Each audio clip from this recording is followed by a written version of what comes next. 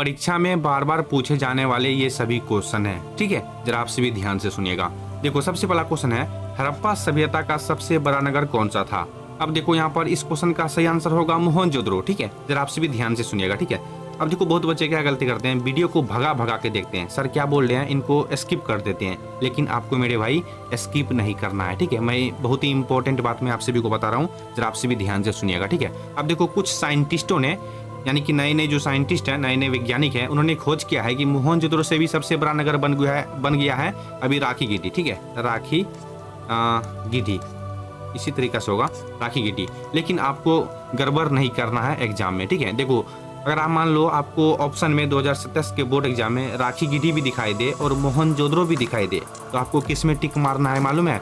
मोहनजोदड़ो में टिक मारना है, ठीक है। क्योंकि हम सभी के एनसीईआरटी किताब के अनुसार मोहनजोदड़ो को ही सिलेक्ट किया गया है, ठीक है। और बिहार बोर्ड किनको सही मानेगा? मोहनजोदड़ो को ही सही मानेगा। इसलिए आप सभी को गलती नहीं करना है, ठीक है। हड़प्पा सभ्यता का सबसे बड़ा नगर कौन सा था? तो मोहनजोदड़ो, ठीक है। राखी गिटी में आपको टिक नहीं मारना है, मोहनजोदड़ो में टिक मारना है। उनके बाद ही आपको पूरा नंबर मिलेगा, 1 नंबर पूरा मिलेगा।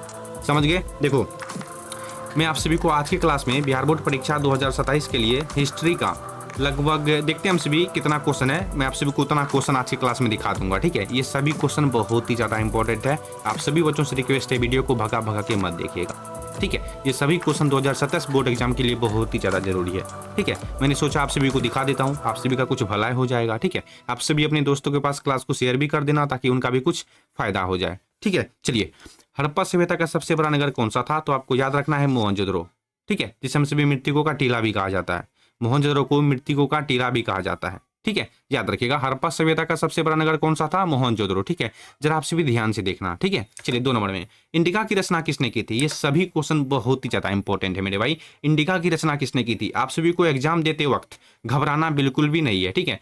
क्या आप चाहते हो कि हम 2027 के बोर्ड एग्जाम में हिस्ट्री में 90% से प्लस मार्क्स लाएं? अगर आप सच में चाहते हो कि हम 2027 के बोर्ड एग्जाम में हिस्ट्री में 90% से प्लस मार्क्स लाएं, तो ये वीडियो आपको पूरा जरूर देखनी चाहिए, ठीक है। क्योंकि मैं आप सभी को इस क्लास में बताऊंगा कि कैसे आप स्मार्ट स्टडी के जरिए बिहार बोर्ड परीक्षा 2027 में 90% से प्लस मार्क्स ला सकते हो हिस्ट्री में, ठीक है। अदर सब्जेक्ट जो बच गया है, Hindi, geography, political science, psychology, philosophy, जितना भी सब्जेक्ट बच गया है, अगर आप सभी उनमें भी 90% मार्क्स लाना चाहते हो, तो मैंने इस वीडियो के डिस्क्रिप्शन में बहुत सारे वीडियो का लिंक दे रखा है। आप सभी जाकर के जरूर चेकआउट करना, ठीक है। वीडियो के लिए वीडियो का लिंक नहीं है, वीडियो के प्ले लिस्ट का लिंक है 2027 बोर्ड एग्जाम के लिए टोटल सब्जेक्ट का, ठीक है। जाकर के आप सभी देख लेना। और हाँ, अगर आप सभी सच में 2027 के बोर्ड एग्जाम में 450 से प्लस मार्क्स लाना चाहते हो, तो यह चैनल सिर्फ आपके लिए है। क्योंकि इस चैनल के माध्यम से आप सभी को केवल स्मार्ट स्टडी के जरिए जो क्वेश्चन पूछे जाते हैं वही क्वेश्चन आपको पढ़ाया जाएगा, ठीक है। पूरा सिलेबस आपको नहीं कंप्लीट करवाया जाएगा, केवल वही क्वेश्चन पढ़ाया जाएगा हर एक सब्जेक्ट का जो क्वेश्चन पूछा जाएगा, आपको 2027 के बोर्ड एग्जाम में पूछ सकता है, ठीक है। चलिए आगे, आप सभी खुद समझदार हैं, आप सभी छोटे बच्चे नहीं है कि मैं आप सभी को पूरा डिटेल में बताऊं, ठीक है। चलिए, इंडिका की रचना किसने की थी? तो बहुत ही इंपॉर्टेंट है, आपको याद रखना है मेगास्थनीज, ठीक है। ऑप्शन नंबर सी यहाँ पर राइट आंसर हो जाएंगे, ठीक है। चलिए देखते हैं 3 नंबर में, प्रयाग प्रशासित की रचना किसने की थी? बहुत ही इंपॉर्टेंट क्वेश्चन है मेरे भाई। देखो 3 का सिंपल आंसर है हरिसेन, ठीक है। ऑप्शन नंबर सी यहाँ पर राइट आंसर हो जाएंगे। प्रयाग प्रशासित की रचना किसने की थी? हरिसेन ने की थी, ठीक है। सभी क्वेश्चन को आपको याद कर लेना है। 4 नंबर में, धर्म की शुरुआत किसने की थी? धर्म यानी कि धर्म की शुरुआत किसने की थी? बहुत ही इंपॉर्टेंट है और बहुत सारे बच्चे शायद जानते भी होंगे। जितने बच्चे जानते हो अपने प्यारे हाथों से कमेंट कर देना, ठीक है। देखो 4 का राइट आंसर बहुत सारे बच्चे को मालूम होगा, अशोक, ठीक है, सम्राट अशोक। ऑप्शन नंबर सी यहाँ पर राइट आंसर हो जाएंगे। धर्म की शुरुआत किसने की थी? अशोक ने की थी, ठीक है। चलिए, महाभारत का युद्ध कितने दिनों तक चला था? ये सभी क्वेश्चन एग्जाम में बार बार पूछे जाते हैं, ठीक है। अब बहुत सारे बच्चे सोचेंगे, अरे ये सब क्वेश्चन को तो मेरे को सही उत्तर मालूम है, छोड़ देते हैं, क्या देखेंगे। लेकिन ये गलती आप नहीं करना मेरे भाई, ये गलती आप नहीं करना, ठीक है। आगे देखो वीडियो में आप सभी को काफी मजा आएगा, ठीक है। जैसे आप सभी मान लो कि क्राइम थ्रिलर वाला मूवी देखे हो, क्राइम थ्रिलर वाला मूवी, ठीक उसी तरीके से आज का क्लास है, ठीक है। महाभारत का युद्ध कितने दिनों तक चला था? तो 18 दिनों तक चला था, ठीक है। यहाँ पर हो जाएगा क्या? ऑप्शन नंबर बी हो जाएगा, ठीक है। ध्यान से देखो 2027 में कुछ चेंजेस होगा, मैं आप सभी को आगे बताऊंगा, ठीक है। अब देखो 6 नंबर में है, श्वेतांबर और दिगंबर का संबंध जो है वो किस धर्म से है? श्वेतांबर और दिगंबर का संबंध किस धर्म से है? तो जैन धर्म से है, ठीक है। याद रखिएगा, ऑप्शन नंबर यहाँ पर बी हो जाएंगे। सभी क्वेश्चन का 100% राइट आंसर मैं आप सभी को बता रहा हूँ, ठीक है। 6 का सही जवाब हो जाएगा ऑप्शन नंबर बी। 7 नंबर में सांची का स्तूप किस राज्य में स्थित है, बहुत ही इंपॉर्टेंट है। सांची का स्तूप किस राज्य में स्थित है, तो देखो 7 का सिंपल सा आंसर है मध्य प्रदेश, ठीक है। याद रखिएगा मेरे भाई, ये सभी क्वेश्चन बहुत ही ज्यादा इंपॉर्टेंट है। सांची का स्तूप किस राज्य में स्थित है, तो मध्य प्रदेश में स्थित है, ठीक है। चलिए अब देखिएगा 8 नंबर में, देखो मेरा चेहरा, मेरा फोटो, ठीक है। देखो मेरे पास डिजिटल बोर्ड नहीं है, ना ही मेरे पास अच्छा सा कैमरा है, ठीक है। या ऐसे समझो कि मेरे पास अच्छा कैमरा भी नहीं है, कोई कैमरा ही नहीं है कि मैं आप सभी को अपना लाइव क्लास पढ़ा पाऊँ, ठीक है। मेरे पास डिजिटल बोर्ड भी नहीं है कि मैं आप सभी को लाइव क्लास दिखा पाऊँ, ठीक है। अगर आप सभी चाहते हो कि मैं भी लाइव क्लास आके पढ़ाऊँ आप सभी को, तो आपको सपोर्ट करना पड़ेगा, ठीक है। सपोर्ट क्या करोगे, कुछ नहीं करना है आप सभी को मेरे भाई, सोना चांदी पैसा वैसा मैं आप सभी से नहीं मांग रहा हूँ। वीडियो को लाइक किया करो, चैनल को सब्सक्राइब कर लो। अगर आपको सच में 2027 के बोर्ड एग्जाम में सभी सब्जेक्ट में मिला करके, यानी कि सभी सब्जेक्ट को मिला करके 450 से ऊपर मार्क्स लाना है, अभी भी हम सभी के पास लगभग 8-9 महीने का समय बचा हुआ है, ठीक है। 8-9 महीने का समय बचा हुआ है। अगर आप सभी 8-9 महीने में अच्छे से तैयारी करना चाहते हो स्मार्ट स्टडी के जरिए, तो यह चैनल सिर्फ आपके लिए है। चैनल को सब्सक्राइब कर लेना, दोस्तों के साथ शेयर कर देना ताकि उनका भी कुछ फायदा हो जाए, ठीक है। चलिए क्वेश्चन क्या है, आइन एक वड़ी कितने भागों में विभक्त है, बहुत इंपॉर्टेंट है। तो देखो 8 का राइट आंसर क्या हो जाएगा, 5 भागों में विभक्त है, ठीक है। ऑप्शन नंबर यहाँ पर डी हो जाएंगे। याद हो गया आप सभी को, आइन एक वड़ी कितने भागों में विभक्त है, यानी कि कितने भागों में बांटा गया है, 5 भागों में बांटा गया है, ठीक है। अब आप सभी मेरे को ये बताओ, अभी तक मैंने 1 नंबर से लेकर के आप सभी को 8 नंबर तक का क्वेश्चन दिखा रखा है, ठीक है। और कितने बच्चे को 8 नंबर तक का क्वेश्चन याद हो गया, कमेंट बॉक्स में बताओ कि सर मेरे को 1 नंबर से लेकर के 8 नंबर तक का क्वेश्चन याद हो गया। उसके बाद मैं आगे बढ़ूंगा, ठीक है। और हाँ, वीडियो को लाइक कर देना जितने बच्चे अभी तक वीडियो को लाइक नहीं किए हो, ठीक है। चलिए बहुत सारे बच्चों को याद हो गया होगा, ठीक है। 9 नंबर में, अकबर ने दिन ए इलाही धर्म कब शुरू किया था, अकबर ने दिन ए इलाही धर्म जो है वो कब शुरू किया था, तो 1581 से लेकर के 1582 के बीच में किया था, ठीक है। तो आपको याद रखना है मेरे भाई। अगर मान लो एग्जाम में आपको सिर्फ ऑप्शन में दिखाई दे 1581, हालांकि 1582 ऑप्शन में ज्यादातर रहता है, तो आपको बेझिझक टिक मार देना है बिना कुछ सोचे समझे 1582 में। अकबर ने दिन ए इलाही धर्म जो है कब शुरू किया था, 1582 में शुरू किया था।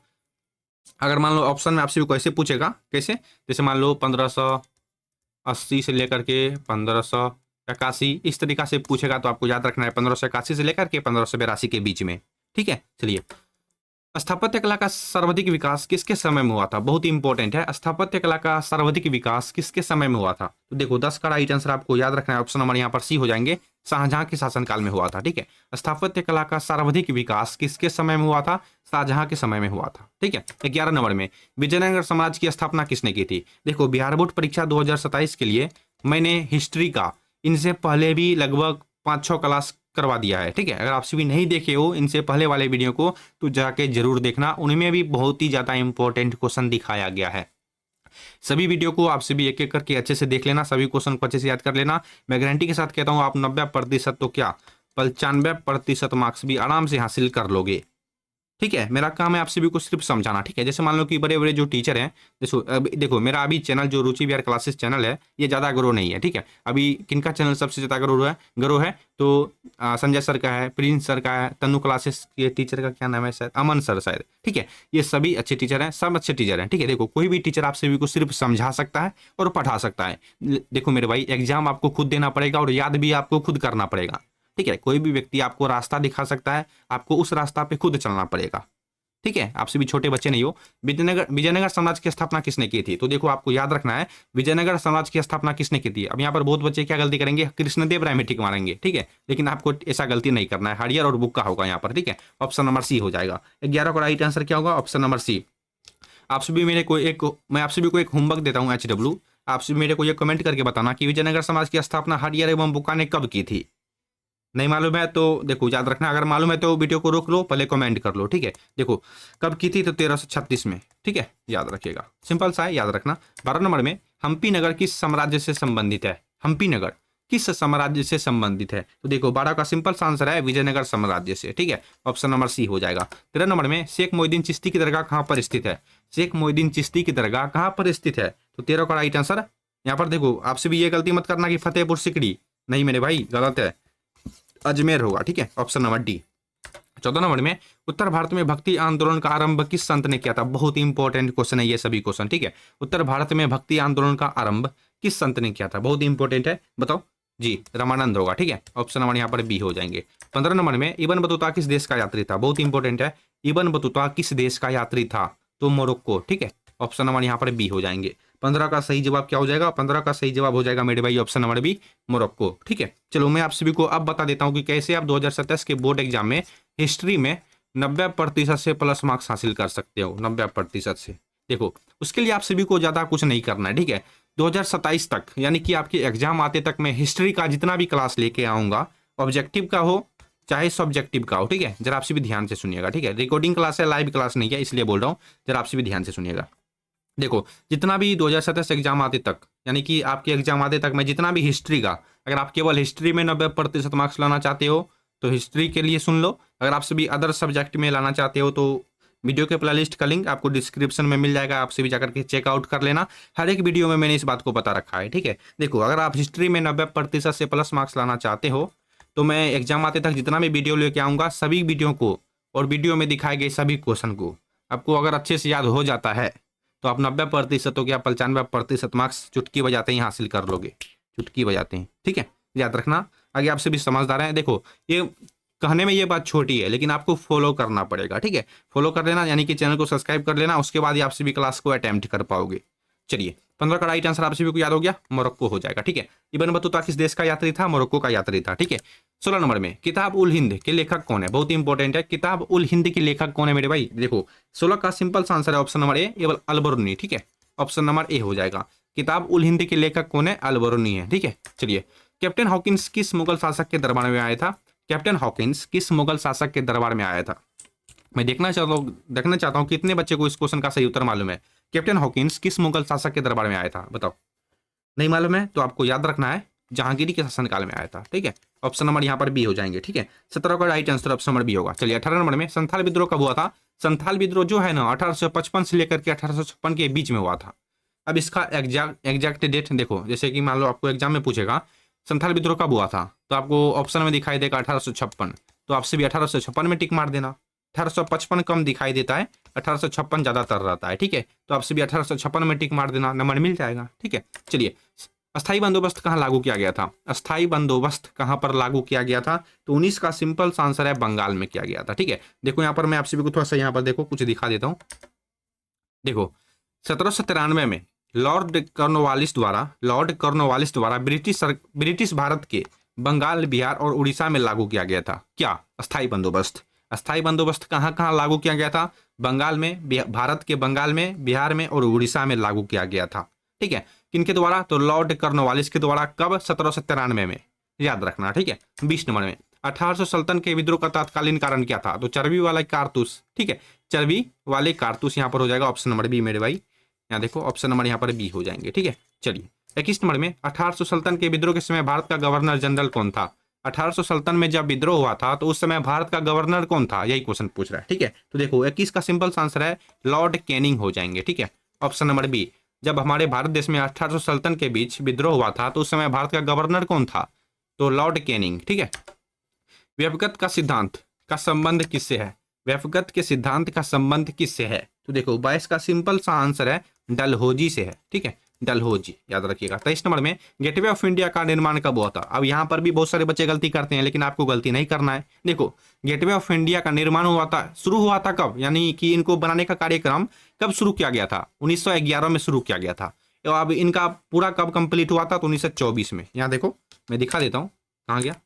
हाँ याद रखना, यहाँ पर लिखा हुआ नहीं है, मैं आप सभी को बोल रहा हूँ, आप सभी ध्यान से सुन लेना। ठीक है, अब अगर आप सभी को एग्जाम में क्वेश्चन पूछे कि गेटवे ऑफ इंडिया का निर्माण कब हुआ था तो आपको 1924 में टिक नहीं मारना है, 1911 में टिक मारना है। ठीक है, यहाँ पर हो जाएगा ऑप्शन नंबर बी, याद रखना। अगर पूछे गेटवे ऑफ इंडिया, देखो हालांकि ज्यादातर यही क्वेश्चन पूछता है कि गेटवे ऑफ इंडिया का निर्माण कब हुआ था, तो 1911 में टिक मार देना आपसे भी बेझिझक। ठीक है, 1924 में इनको पूरा बना के कंप्लीट कर दिया गया था, यानी कि इनका उद्घाटन हो गया था। ठीक है, चलिए अगला क्वेश्चन देखते हैं। चंपारण सत्याग्रह का संबंध किस राज्य से है? चंपारण सत्याग्रह का जैसे ही पूछे तो अपने बिहार राज्य से टिक मार देना। ठीक है, क्योंकि हम सभी बिहार से बिलोंग करते हैं। वह असहयोग आंदोलन किस वर्ष शुरू हुआ था? वह असहयोग आंदोलन किस वर्ष शुरू हुआ था? ठीक है, यहाँ देखो मैंने आप सभी को एक बात बताना भूल गया था 23 नंबर के क्वेश्चन में। देखो यहाँ पर जो क्वेश्चन है गेटवे ऑफ इंडिया का निर्माण कब हुआ था? तो 1911 में हुआ था। ठीक है, 1924 में यह बनके पूरा हुआ था, मैंने आप सभी को बता दिया। ठीक है, बता तो दिया। चलिए अगला क्वेश्चन देखते हैं, कहाँ थे हमसे भी, यहाँ थे। असहयोग आंदोलन किस वर्ष शुरू हुआ था? तो 25 का राइट आंसर आपको याद रखना है 1920 में, ठीक है। Option number B, sorry option number C 1920 हो जाएंगे। और असहयोग आंदोलन किस वर्ष से शुरू हुआ था? 1920 में, ठीक है। आप सभी क्वेश्चन बैंक का नाम सुने होंगे, ठीक है। कितने बच्चे क्वेश्चन बैंक का नाम सुने हो? अपना नाम कमेंट करो, मैं देखना चाहता हूँ कितने बच्चे क्वेश्चन बैंक का नाम सुने हैं। मैं उनके लिए एक छोटा सा बात बताने वाला हूँ, तब तक आप सभी नाम कमेंट करो, उसके बाद आगे मैं आप सभी को बताऊंगा, ठीक है। दिल्ली चलो कनारा किसने दिया था? अगर आप सभी इस वीडियो में कमेंट कर दोगे तो मैं अगले वीडियो में बता दूंगा कि क्वेश्चन बैंक में एक इंपॉर्टेंट चीज है जो कि आपको याद करनी है, ठीक है। चलिए, क्वेश्चन क्या है? दिल्ली चलो कनारा किसने दिया था? दिल्ली चलो कनारा सुभाष चंद्र बोस, ठीक है जी मेरे भाई। ऑप्शन नंबर यहाँ पर बी हो जाएंगे, सुभाष चंद्र बोस जी ने दिए थे, ठीक है। दिल्ली चलो कनारा किसने दिया था? सुभाष चंद्र बोस ने दिया था। ज्यादातर एग्जाम में पूछे जाने वाले क्वेश्चन मैंने आप सभी को दिखा रहा हूँ, ठीक है, मैं आप सभी को दिखा रहा हूँ। दिल्ली चलो कनारा किसने दिया था? सुभाष चंद्र बोस ने दिया था। 26 का right answer option number B हो जाएगा। भारतीय संविधान का पिता किसे कहा जाता है? हमारे भारत संविधान के पिता जिन्हें हम सभी जानते हैं डॉक्टर भीमराव अम्बेडकर, यानी कि BR नारायण के नाम से भी जानते हैं, ठीक है। यहाँ पर हो जाएंगे ऑप्शन नंबर सी, याद रखिएगा आप सभी। भारतीय संविधान का पिता किसे कहा जाता है? डॉक्टर भीमराव अम्बेडकर को कहा जाता है, ठीक है। द्वितीय विश्व युद्ध किस वर्ष समाप्त हुआ था? देखो, आपको एग्जाम में 100 ऑब्जेक्टिव क्वेश्चन रहेगा।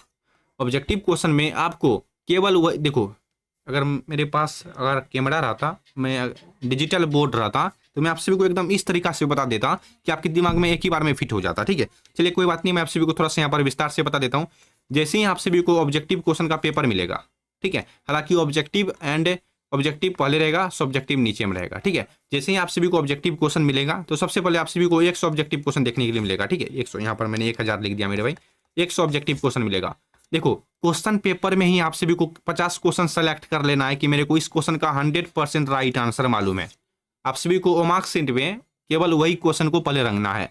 पहले समझे आप सभी, पहले क्वेश्चन पेपर में ही आप सभी 50 क्वेश्चन सेलेक्ट कर लेना जिनमें आप सभी कंफर्म हो कि ये सभी क्वेश्चन का मेरे को 100% राइट आंसर मालूम है। उसके बाद आप सभी ओ मार्कशीट को रंगना स्टार्ट करना, ठीक है। चलिए, अगर आप सभी चाहते हो मैं इन पे डिटेल वीडियो लेके आऊँ कि कैसे एग्जाम में लिखा जाता है, कैसे ओ मार्कशीट पे अच्छे से भरा जाता है, कौन से ऑब्जेक्टिव क्वेश्चन में ज़्यादातर टिक मारा जाता है, अगर आप सभी चाहते हो इन पर डिटेल वीडियो तो बस कमेंट कर दो सर, इन पे डिटेल वीडियो, डिटेल बोल दिया था मैंने, सॉरी, ठीक है। इन पे डिटेल यानी कि पूरा लाइन बाय लाइन समझा दीजिए मेरे को अलग से वीडियो बना करके, मैं तो दिक्कत मैं आप सभी को वीडियो बना के दिखा दूंगा, ठीक है। चलिए, क्वेश्चन 28 नंबर में, पानी पीने दो मेरे को भाई। अगर आप सभी अभी तक वीडियो को लाइक नहीं किए हो तो क्या कर रहे हो मेरे भाई, वीडियो को लाइक करो।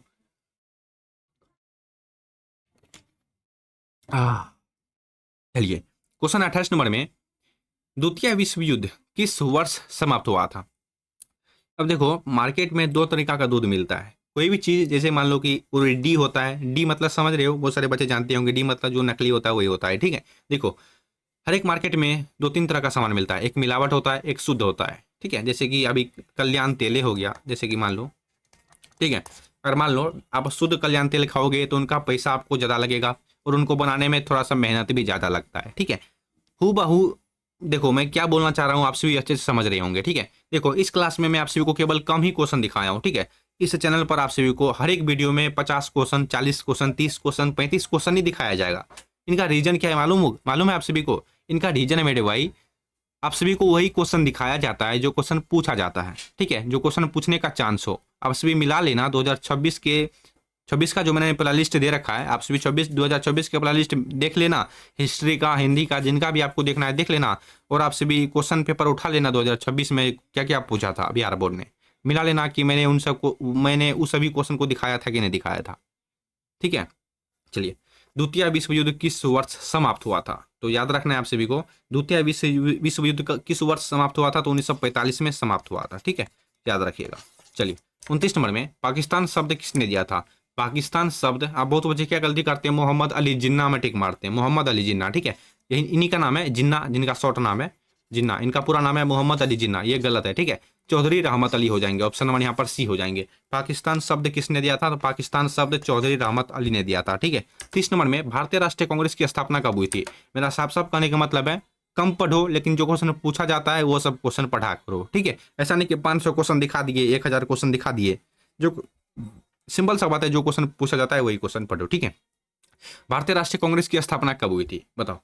देखो, 30 का राइट आंसर है, सिंपल है, 1885 में, ठीक है, 1800 85 में। भारतीय राष्ट्रीय कांग्रेस की स्थापना कब हुई थी? 1885 में। ठीक है, क्या आप सभी चाहते हो बिहार बोर्ड परीक्षा 2027 के लिए हिस्ट्री का VVI